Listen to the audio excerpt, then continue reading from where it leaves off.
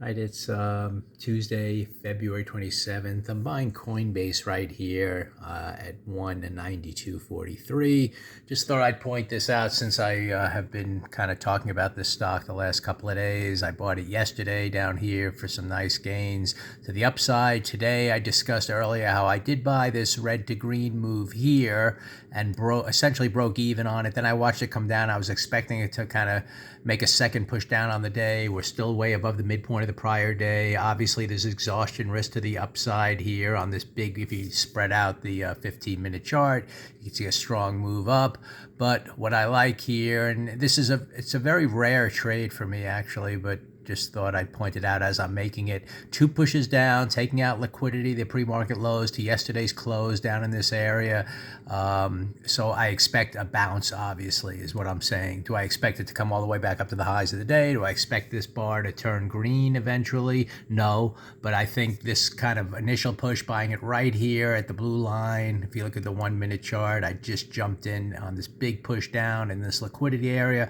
I think it should pop up to, I don't know, 195, 196-ish area, and that to me is all I'm looking for, a little bit of a scalp type of gain in there, and and then I can watch if it really comes up strong. I can see if the 15-minute chart gives me a 2 up and starts working back towards, this would be the area back to the 200 area. So I think there's a lot of volatility in here on a stock in a big uptrend that just had a little liquidity drive to the downside, and it should be a good little scalp trade up in here. That's all I'm looking for. So thought I pointed out again, it's just more using my 15-minute structure the way I like to do it.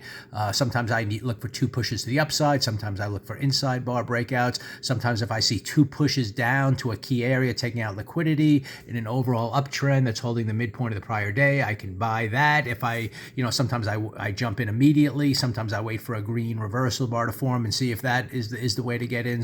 So there's no real, perfect exact way to do it time after time. But I just, in this case, wanted to show you I'm pretty, I feel pretty good about this stock, the uptrend, and that's why I wanted to kind of aggressively jump in and just kind of see what develops here in this liquidity area and see eventually I expect, like I said, a little pop up into this zone here, and that, I'll scale out and set up an overtrade trade or take gains, whatever I want to do. But that's kind of what I'm anticipating here. Obviously, I might have to weather a little bit of downside action into yesterday's range before it moves up, and maybe if it comes down here, I'd have to wait till it comes back to close to break even. At some point, there should be some buying coming in. So whether I have to kind of let it go lower and break even, or if it kind of at this liquidity area makes this move up kind of almost immediately, we'll find out. But just wanted to highlight, just again, the way you look at the 15-minute chart, given my just overall consistent way of looking at the first bar, and then kind of 1 push and 2 pushes, and the highs and lows of the day and liquidity areas and everything else.